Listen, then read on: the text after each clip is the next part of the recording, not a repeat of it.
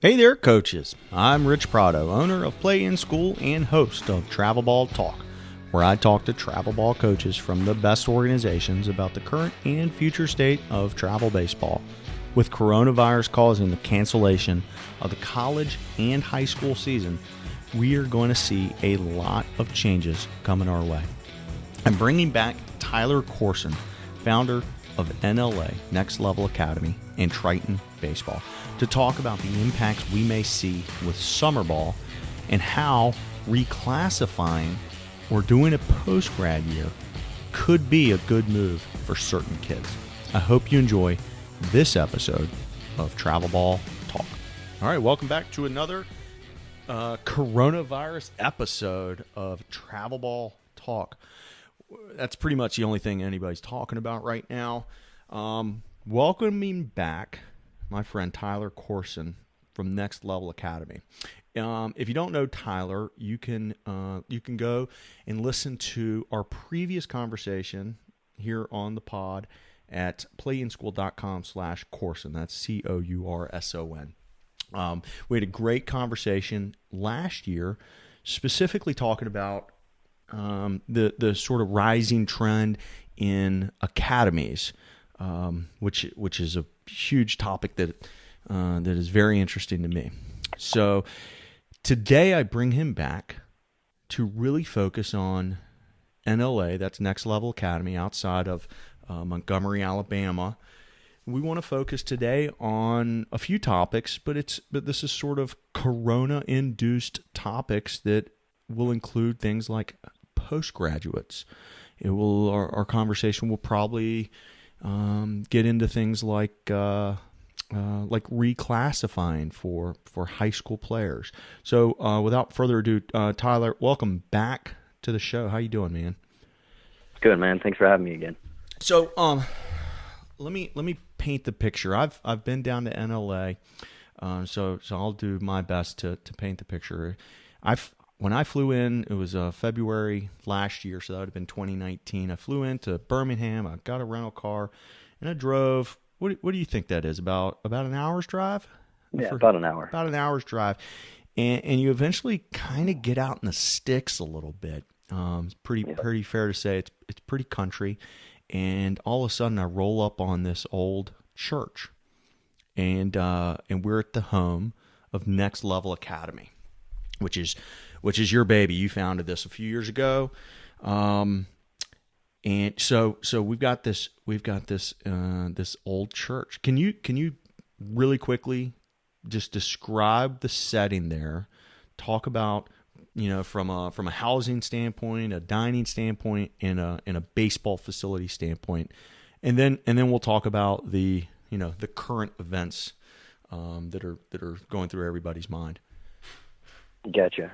Yeah, real quick, it was actually a former school, K through 12. So we took the classrooms, turned them into dorms, gym area, all that, indoor cages, weight rooms, little dining area, full kitchen, showers, all that good stuff, locker room, filled on site. So everything you need to train, for baseball, we have here, on site. And it's actually in Wetumpka, Alabama, which is right outside of Montgomery. So I definitely said church like multiple times, but it was definitely a little tiny private school is what it was. Correct. Yes, it was. So you got your field on site.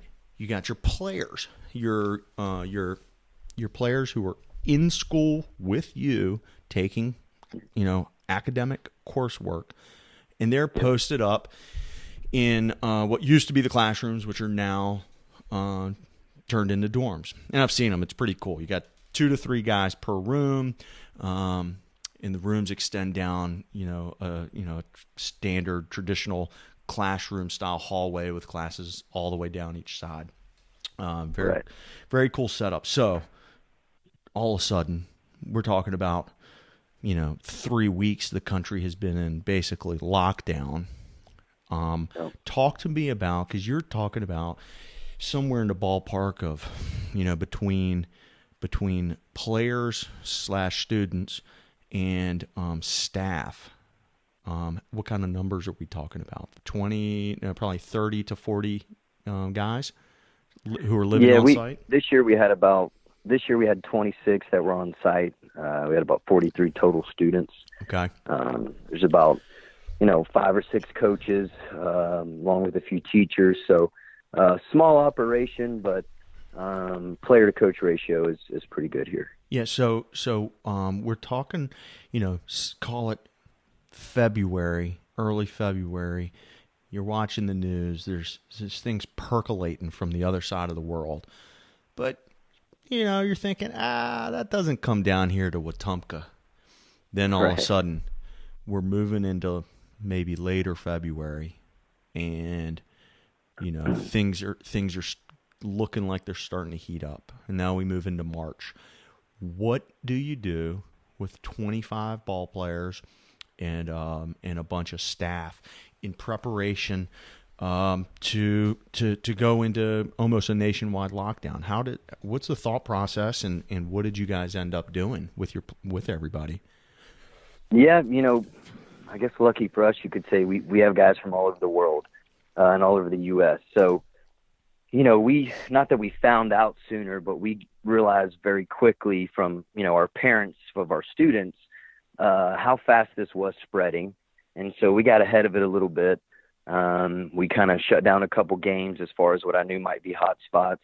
And then as we rolled into early March there, started kind of communicating to some people that, there's a chance we might be shutting it down sooner than later. Of course, you mentioned that to the kids and they all want to, hey, we'll just stay here the whole time. And you're thinking, Lord, no, can't take all of you the whole time, but, so we ended up shutting down, middle of March there. Got it. We might have got out a week earlier than most, but we just had so many kids from all over the country that, had to get home and had to be able to catch those flights. And actually some of the kids that, couldn't get home, couldn't catch flights from Dominican or Pennsylvania, wherever they were from, are actually quarantined here on campus. So we've been training those guys. But, as far as prep, we really make sure we communicate with the parents as far as what's going on. And then, the guys that we knew might be having to stay here, we had them kind of stock up, some canned food, some water, everything, just to be safe in case it, really got too crazy. So, as far as prepping, we felt pretty good about it just because we felt like we were a little bit ahead of the game just by, knowing people in different parts of the world to be able to give us some heads up. But we ended up sending pretty much all the staff home except for myself and one other coach. So there's 2 of us here on campus that are kind of managing these guys. We actually have 9 guys that were in the school this year that are here on campus, and our 10th guy is a guy who was here 2 years ago, got drafted by the Dodgers, and as soon as they sent everybody home, we got quarantined for a few days and came straight here. So it's been very, very different. We guys not being able to leave campus is definitely a change. Keep them entertained out here, whether it's, the normal routine of stuff, but, we'll do a little water slide or a bonfire or something just to keep guys distracted. But, as far as being prepared and being ready, we felt pretty good about what we were doing and the direction we were going with it. It does suck for our guys. We still had 30-something games left in the season and all that, but it's better to be safe than sorry at this point. Yeah, absolutely. Better safe than sorry. And, as you're talking about, the preparation for basically a dozen people, I'm thinking about my own circumstance, myself, my wife, and a 4-year-old, and thinking about, I went and got some food, but then I needed to go get some more food. And then I needed to go get a little more, because you can't just go and buy 17 gallons of milk at one time. Like, even if I wanted to, where would I put it? And when you got a little dude and he's crushing, that kid lives on milk. Those are things to consider, and feeding and having, the cleaning supplies and the thing that apparently all Americans thought this was a a GI sort of situation, a gastrointestinal situation. So there was a run on toilet paper. But when you have a dozen dudes in a place, that's sort of important, right? So, I can imagine the strain of that. Now, once you went out and you did your first run, have you had to supplement with additional runs? And do you have a little corner store down the street, or have you transitioned to ordering? Because I know I finally figured out what Instacart is, and I'm doing like curbside pickup and delivery for my groceries at this point. But how do you do that for a dozen people? Yeah, we did get ahead of it early, like I said, so we were able to go out and get a lot of stuff, before everybody kind of went out and grabbed everything, before they started saying, hey, you can only have one case of water, So we had a good stockpile of the guys. We knew they were going to be here. We had them get a list of stuff, and we had them all go out and get it before I knew it could get bad. And it's like I told them, hey, if we don't need this, we'll just give it right back to you, and you have it to last you the rest of the year. That's right. That's right. But we do have a coach here, Coach Nick, that does make a couple runs. So some guys might place some orders, and he might go pick it up in the van. And we kind of have him as kind of our dedicated go out in the glove and mask guy and get stuff we might need. But as far as the guys leaving campus, these gates stay pretty locked tight. Park the vans in front of them, so these guys aren't going anywhere. But we've been lucky. There is a elementary school down the road, and as you know, a lot of these people are giving away food. Since the schools are closed, and so they allow us to come pick up food, for our 10 guys. Oh, that's pretty awesome. Yeah, so that's helped, and that's helped our guys' budgets too, man. With a little bit more free time here, these guys are going through their groceries pretty quickly. Yeah, I bet. But we stocked up on cleaning supplies and all that good stuff. So, as far as that goes, we're pretty good as of now. So, that stuff is important, and it sounds like you've done a great job. And I follow you on Twitter if anybody's listening, at N as in Nancy, NLA _Rays, I believe is the main one, right, Tyler? Yep. So at NLA _Rays. And what I've been noticing is you're the only guys in the country that seem to be playing baseball right now. So you go over to the Twitter account and you're seeing these guys, they're, again, because they've all been quarantined together. And so they are a closed loop. So nothing coming in, nothing going out. And it's been fun to watch, right? I've seen, I'm just scrolling through your Twitter right now, and you got your guys doing your morning workouts. Every morning they're doing their thing, and then there looks like, if I scroll far enough, practicing in the afternoon, at night, kind of when it's cool. The flexibility of the schedule is what's awesome with just having these few guys, and they're able to knock out their academics kind of on their own now. So, as far as scheduling, it's been nice, kind of go off their feel and how hot it is outside, but getting their work in, keeping the place clean. These guys, they stay pretty busy. And there's a lot, that go into it that people don't realize. We've actually caught a lot of flack on Twitter and Facebook from a few moms saying, I can't believe you're still training kids. And then what are you going to do? Sit around and do nothing? Yeah. They don't understand that they're locked in. They think that these kids are rolling in from from Montgomery or Birmingham and coming down to for practice, which is not the case. Right. We'll message your mom and say, no, these guys have been on lockdown for months now, nobody in or out. And they're like, oh, I'm so sorry, and they'll delete their comment real quick. Yeah, but, of course. It is crazy times for sure. But it's what a unique scenario where these guys are getting live ABs. They're getting work on the field with a a core unit, which is pretty cool. So speaking of baseball, speaking of on-field baseball, the NCAA came down, 10 days ago, and made their ruling. Basically, collegiately, they're going to give everybody an extra year. Is that an oversimplification, or is that pretty much just describe it accurately? What it looks like, man. It's crazy. I think that describes it accurately. Is everybody's going to get an extra year? Okay, so Boy, talk about throwing a major wrench. First of all, let's look at that college level.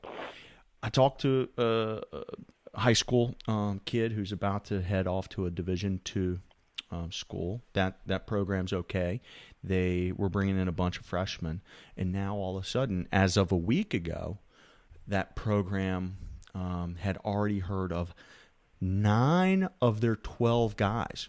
All right, so that's already 12 guys in the senior class. That's a pretty heavy senior class because there's oftentimes some drop off, right? Right. 9 of the 12 plus your incoming freshman at this particular D2 brings the total coming back next year at like 49.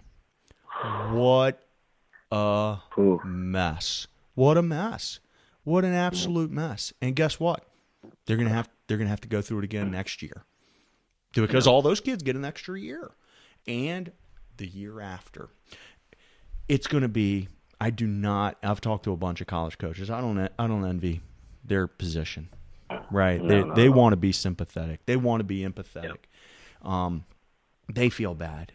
They lost a year too, but there's going to be some really tough situations, at that college level. So let's look at a kid who might be in that circumstance, like the high school senior who was texting with me. Well, does he go into a circumstance where there's almost 50 other kids, or does he, depending on his circumstance, does he maybe reset? And what does resetting look like? Resetting, there's sort of 2 things to it, and I'm going to let you talk about sort of both of these. There's sort of the 2 sides of the same coin. There's post-grad opportunity, which you guys offer down in LA. And I want you to explain sort of what that is.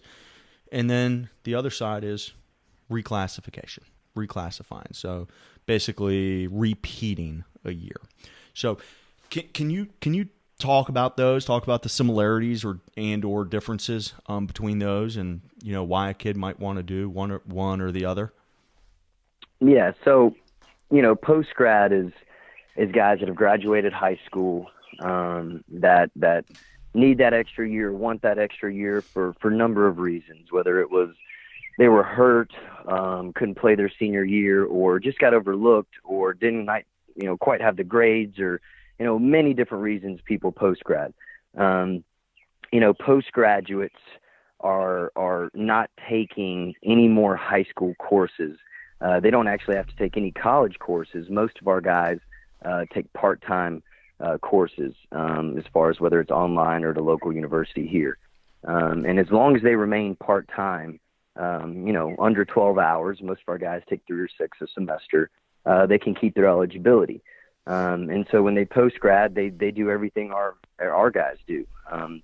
The weight training, the baseball, all of that good stuff. It's like an extra year to have. We consider it like you'd be almost like a redshirt freshman at a college, and it's not for everybody, but for guys that need that little bit extra help or a little bit extra time, it's a good thing. And we actually have a couple guys here that are post grads because they actually committed to some bigger schools. One of our guys is committed to Penn State, Nick Cosentino, really good arm, up to 95 this year, but Penn State had more money in the 20 class than they did in the 19 class. And so he did a post-grad year, came here so he wouldn't burn any eligibility, get bigger, faster, stronger, and then go up there and make more of an impact as a quote-unquote freshman. And you still have all your eligibility. You still have 5 years, to play, even that redshirt year. So, post-grad is a very different thing. It's more common in basketball and other sports. But for baseball, it's probably going to really turn into more of a thing. And then as far as reclassifying, there's different ways to do it. You can reclassify and stay in high school for that 5th year. As long as you knock out all your core courses, your 5th year would be more of elective type stuff, really just to kind of keep you in school to be able to play. But most of our guys, when we reclass them here, we keep them on pace to graduate. So for example, Aiden Stewart is a reclass guy. He's committed to Missouri. He came here as a 2020. As soon as he got here, we saw tons of projectability, potential. He weighed about 150 pounds at 6'4". He went ahead and reclassified, knowing that he was still going to graduate as a 2020, and his 2021 year, he would be considered a post-grad. So he reclassified on paper through Perfect Game and PBR and whatnot to open up his recruiting a little bit more. Until he got here, he didn't have as many offers, and as soon as he reclassified, the offers just started coming in heavy. And he ends up committing SEC. So each kid's going to be very different, and our goal is if you come here as a sophomore, we want to get you out of here when you graduate as a senior. We don't want you to have to post-grad, but there's times where that is a need, and it might need to be done. I think now we're talking about a little bit of a log jam and NCAA and whatnot. And when that would happen before, or say they'd expect guys to get drafted or whatnot, and they wouldn't get drafted, some of those incoming freshmen, they might send them to a junior college and, have an agreement with that coach and say, hey, we're going to send him here for a year. We got to let this, senior get out of here and then send him over to us. Well, they're not going to be able to really do that anymore. As these junior colleges are in the same situation. And so we actually have been getting a lot of calls here in the last week, really since the ruling came out with NCAA, of coaches not just wanting to send kids here, but asking more about the post-grad situation. How does it work? All of that good stuff. So, I think that's going to be more of a growing trend now in baseball. I think with the draft being limited to what it is, you're not going to see near as many, high school guys drafted. The college guys, they're really going to be careful with who they draft because they're limited on, so many picks. So, there is going to be a lot more log jams, not just for this year and next year, but, next 3 or 4 years to come. Yeah. And the draft is affecting that as well, not just the NCAA ruling. But, reclassifying post-grad, it is a little bit different compared to the norm. But, each kid, different situation. It can really change a kid's career. I mean, we have had a couple post-grads get drafted. So, it's not for everybody, but those guys that need that extra little bit, or might have lost a scholarship or some of their money, and, it's a good option for sure. So what I told Tyler before we hit recording is the same thing I tell anybody over the course of my career doing this is the average kid in the average circumstance probably doesn't need to do either. Right. This last few weeks being on lockdown has created a circumstance that is far from average, and so because of that, we're going to see the potential for a whole lot more of both reclassifying or post-grad circumstances. Normally average year, without this thing that we're going through, there's a bunch of reasons. The average kid, just stay where you are. But the kid who maybe has an academic issue, right? Either one of those could be fits. A kid that is maybe an injury or a legitimate late bloomer. Yep. I think there's an argument to be made of a kid who it may be academic and physical, where the draft, if he's a bubble draft guy, you could go JUCO and get drafted the next year. Yeah, that's a circumstance. But post-grad can serve the same purpose as opposed to going D1 and being locked in for 3 years. So there are a bunch of legitimate reasons to do either reclassifying or post-grad. In the average year, the average kid usually doesn't need to worry about it. But this is going to be, I'm going to have to check back in with you, over the course of the next few weeks, few months, and few years to see how this last 3 weeks of our life, the last 4 weeks of our life, has an impact on, what we're talking about today. Um, Yep. listen, this isn't a commercial, but if anybody is curious and wants to find out more, all you got to do is track down Tyler through, this will be on my website, and then you can track him down through his Twitter, or just DM me, and I'll get you a phone number, and you can make a phone call. The website, by the way, is nlbal.com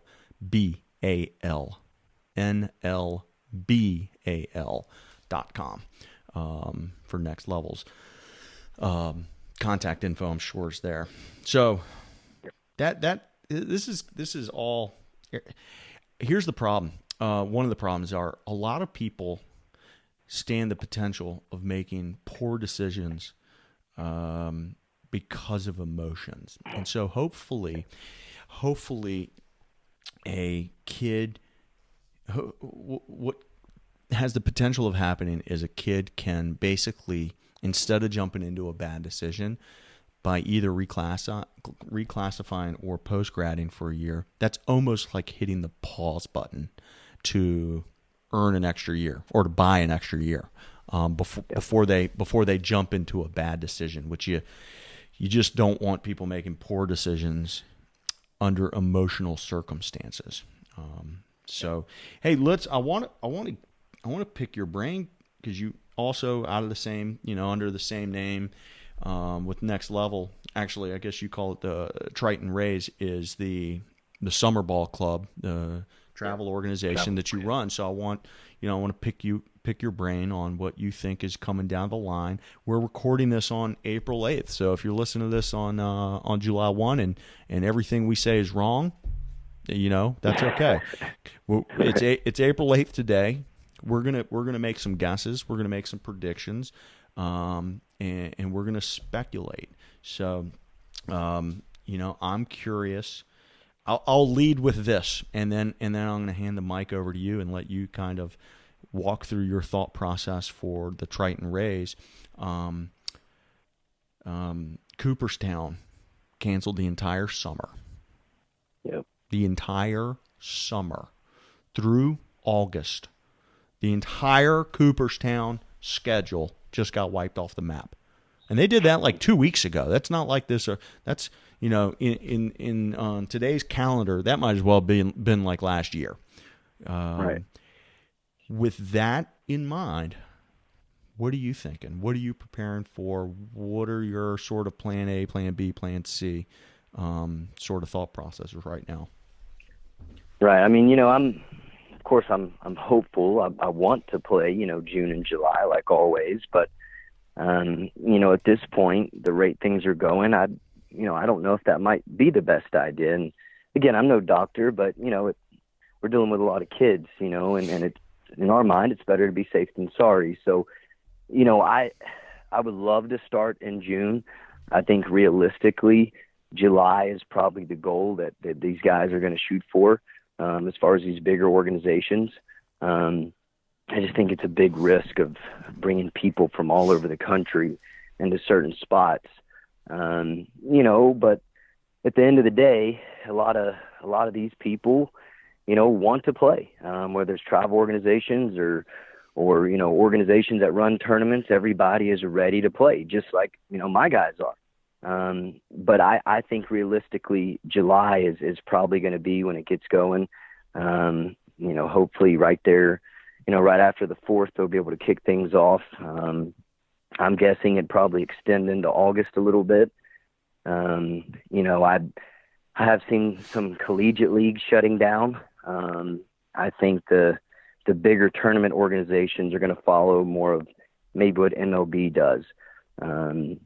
It's just very, very tough to make a call, I'm sure, for those guys, but I know their ultimate goal would be safety. And I think realistically, July would be something to shoot for. It's just too early now, obviously, to really say yay or nay. But just based on, what we've seen and kind of how things have been going, July looks like it could be a real possibility.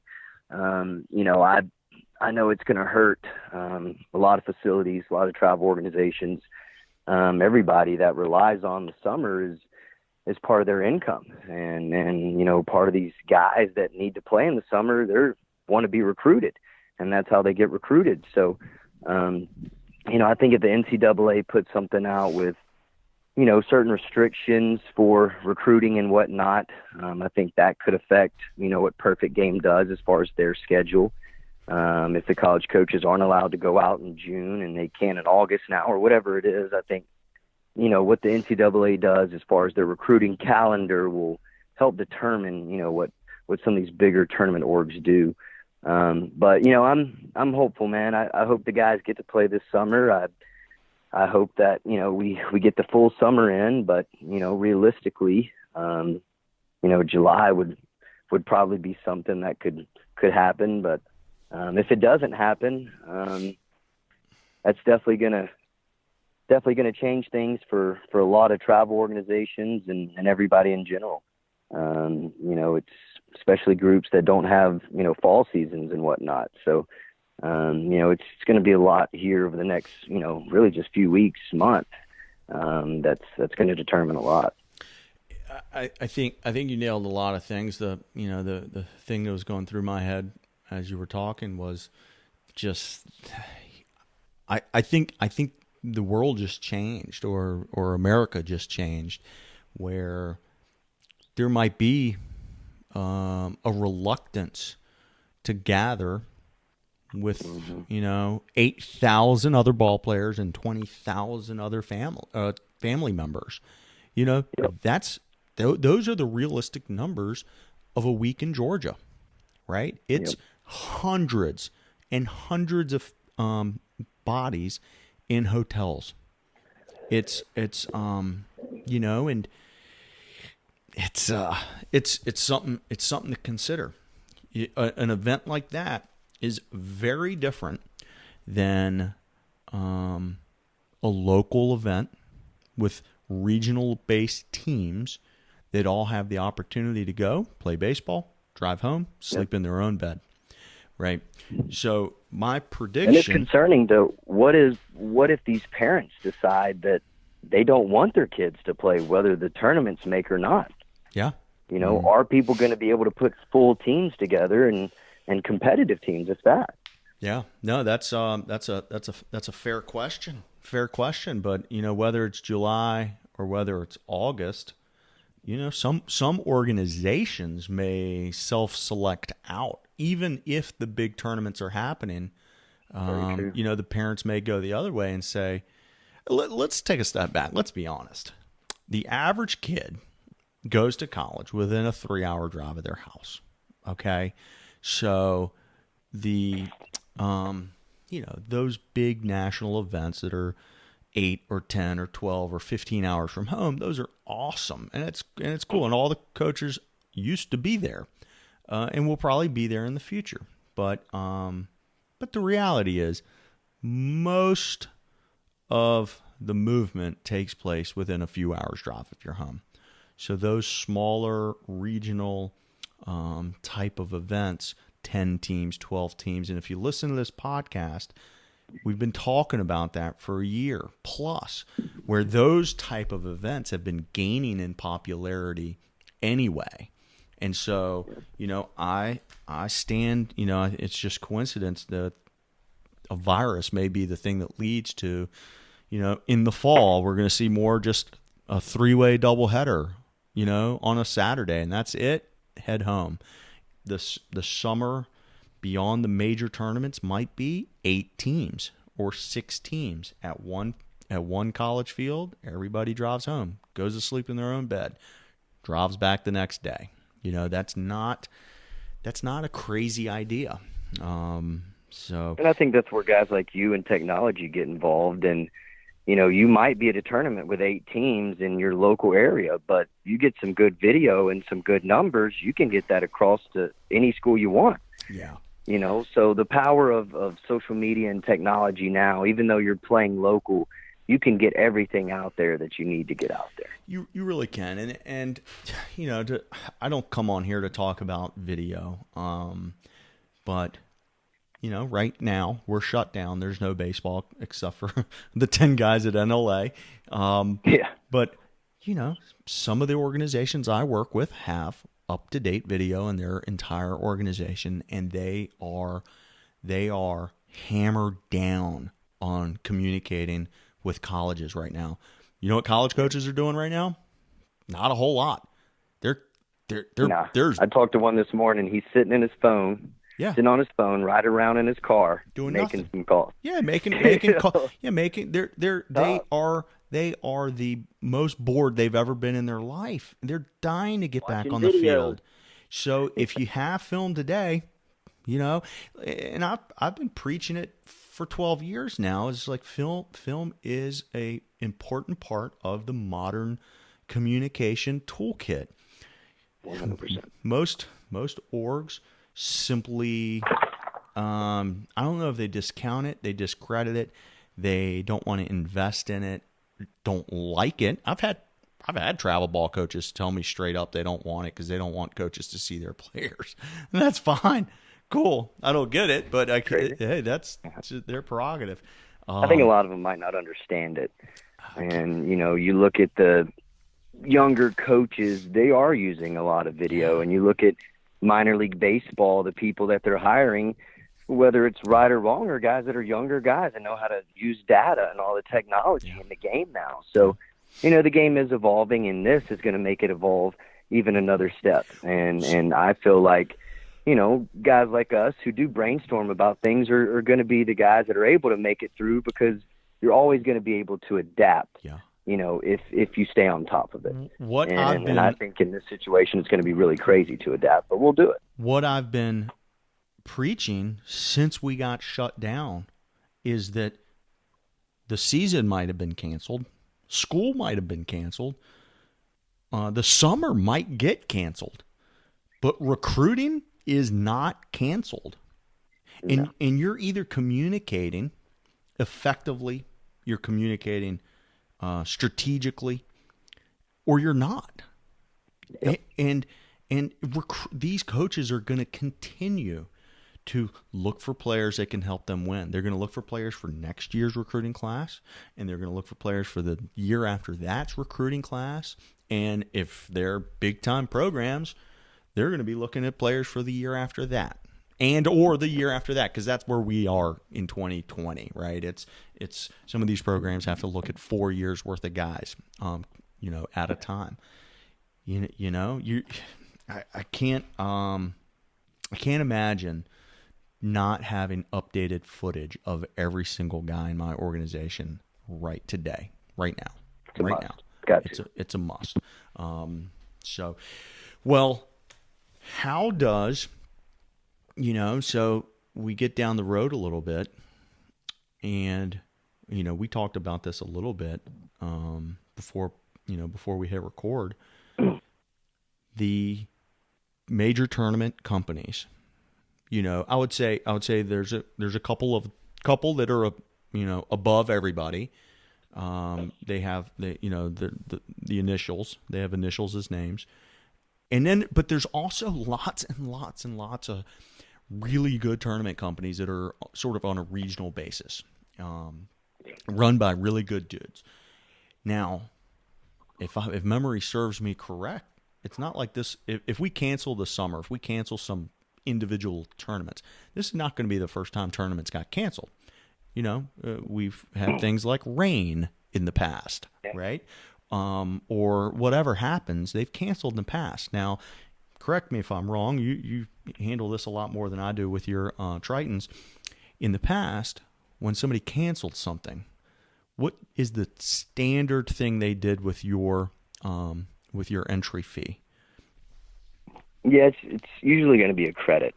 Yeah. Very rarely do you actually get a refund, but you'll get a credit, to that next event that they're able to host. To the next one you sign up. Now, that opens up a Pandora's box of problems.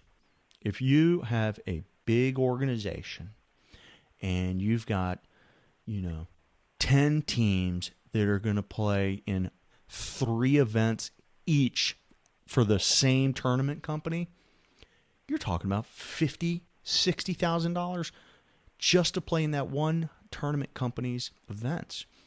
And that money sits out there in limbo now. That's that's going to create all kinds of unprecedented issues, right? Yep.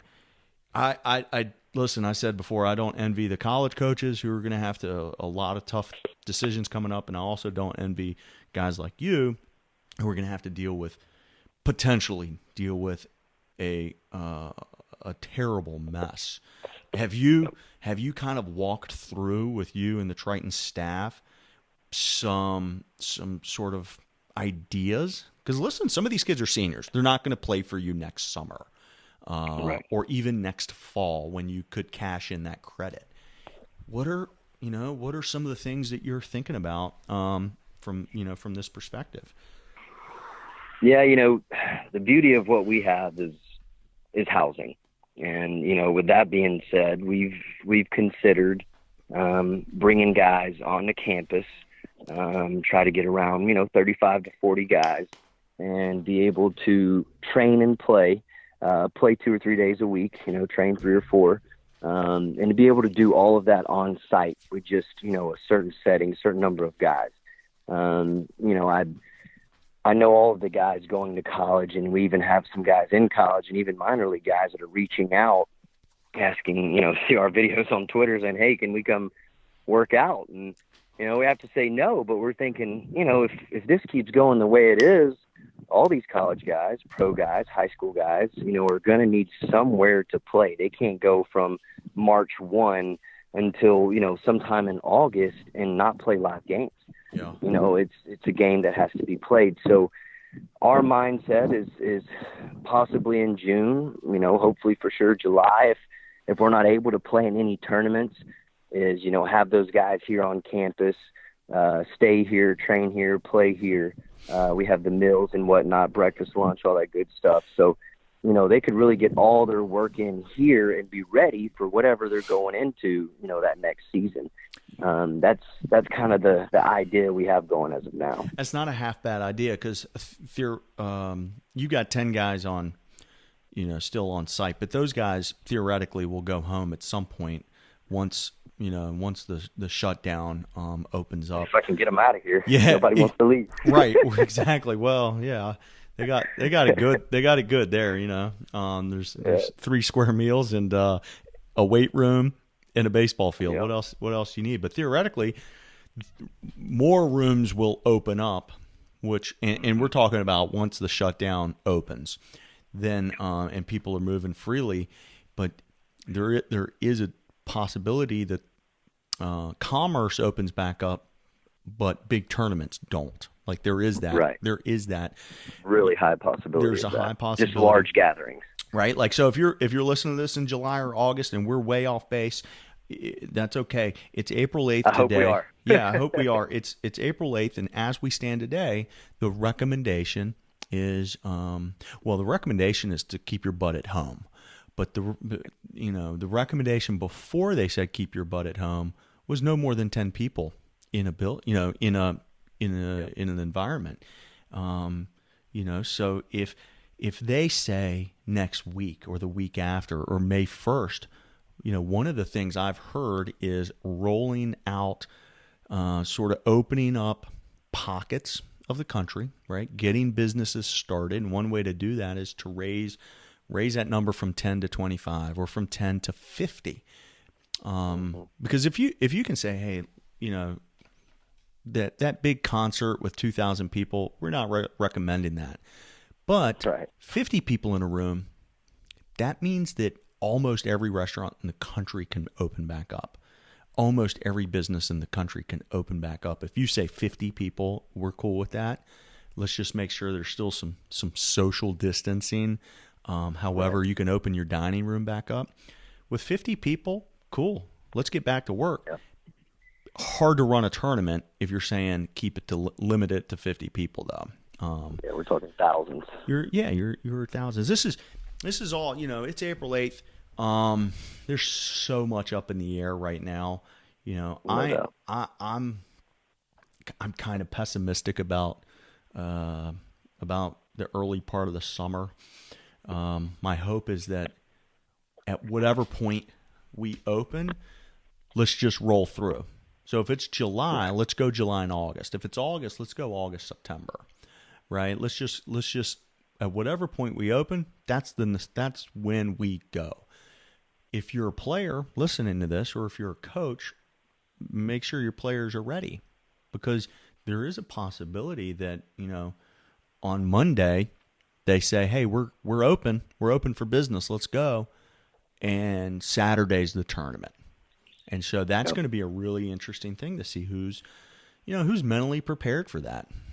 I know everybody's physically, people are getting their reps in, they're throwing, they're hitting, they're getting whatever type of, jailhouse workout they can do in their basement. But who's going to be ready to turn it on at whatever point we're allowed to? And who wants to be recruited when they haven't been hitting live pitching for a long time? Yeah. It's going to be really crazy. So, but now is the time for kids and even coaches to separate themselves from others. I mean, there's a lot of kids sitting around playing video games, scrolling around on Twitter, and you got some guys out there that are really getting after it. I know the 10 here are. Yeah. And it's like I tell them every day, it's a privilege now to be able to do this. To be able to work out and throw together and hit, BP on the field and have some live at bats, like that is a privilege. And this is the time for our guys to separate themselves from the normal kid. And even the college coaches that are willing to get on the phone and get on social media and look at those videos, they can really start to change their level of play. So it's really getting crazy, but the people who are really determined and really focused to really play college baseball or professional, those are the ones that you're going to see really start to kind of shine and stand out.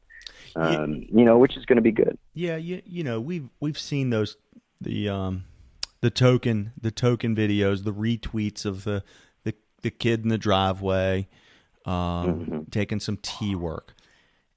That's cool. Like I'm not down on that. That's cool, but it's really like, will that kid have the staying power and the stamina and the discipline to do it for more than just the tweet, right?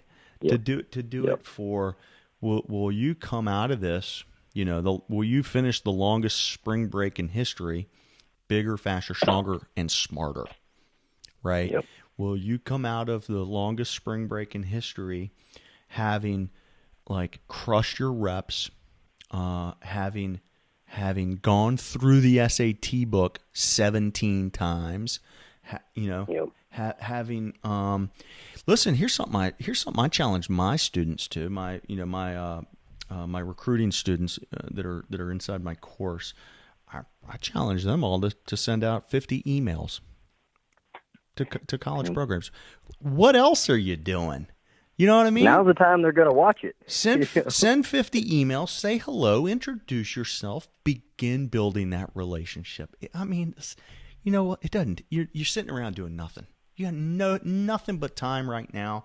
You can't lift weights for 10 hours a day. You can't hit for 10 hours a day. Now you can't do homeschool for 10 hours a day. It's impossible. No. So how long does it take to send 10 emails for 5 days in a row? It's not hard. It's not hard. Yep. So it's those things. And again, the guy on the other end, he's sitting around doing nothing. These college coaches they are chomping at the bit. There's nothing else to do.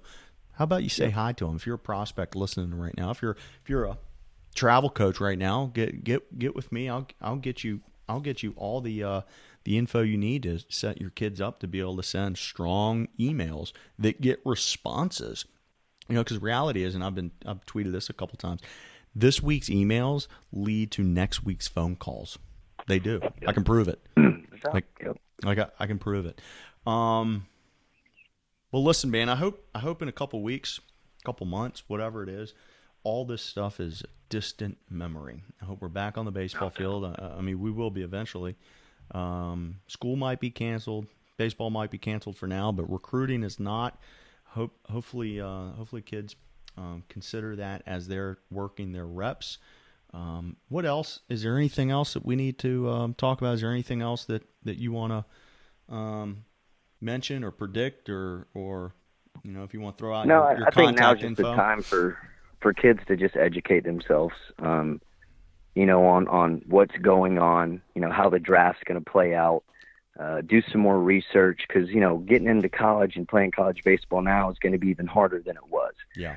And so now's the time to really get ahead of it, know a little bit more than other kids on the recruiting calendar, or if certain seniors are coming back. And, I think that's going to be a big thing for kids to get signed now, is being more educated themselves on how to be recruited and when they can be recruited. But, guys can reach out to us. You can email me at Tyler, Tyler.Courson, Courson, at N as in Nancy, LBAL.com, NLBAL.com. And then all of our contact stuff is on the website. And, like you said, you can follow us on Twitter, NLA_Rays, NLB_Rays. That'll give you all of our travel team stuff and our boarding school stuff. So, but I appreciate the time, man. It's definitely a good talk, always is. I hope this moves forward in the positive direction, but I know, guys like us, hopefully we'll keep these kids where they need to be and keep them rolling. Yeah, it's gonna be really interesting. Let's check back on July 1st and see how close we were. Hopefully, we were wrong on a bunch of stuff. That's where I sit. Hopefully we were wrong on a bunch of stuff, and we got a bunch of baseball in June and July and maybe part of August. Well, man, lockdown. Lockdown for you means going probably throw some BP, or run a workout. So go have fun with that. Be safe. Keep those front gates locked for the time being, man. And we'll talk soon. I'll put links to all your stuff on the show notes when this hits the internet. Sounds good, man. Thanks, Take man. it easy. Y'all stay safe. You See too. man. See ya. I'm having so much fun bringing these shows to you each week. If you'd like to recommend a coach for the show, please don't hesitate to shoot me a note at rich@playinschool.com or DM me on Twitter at playinschool. Again, my name is Rich Prado. I'm the founder of Play in School. My goal is to continue to create products and services that add value to you, the travel ball coaches, your players, and their parents. Visit playinschool.com to see some of the ways we're doing that. Or better yet, let's set up a call. Until next time, thank you for listening to Travel Ball Talk.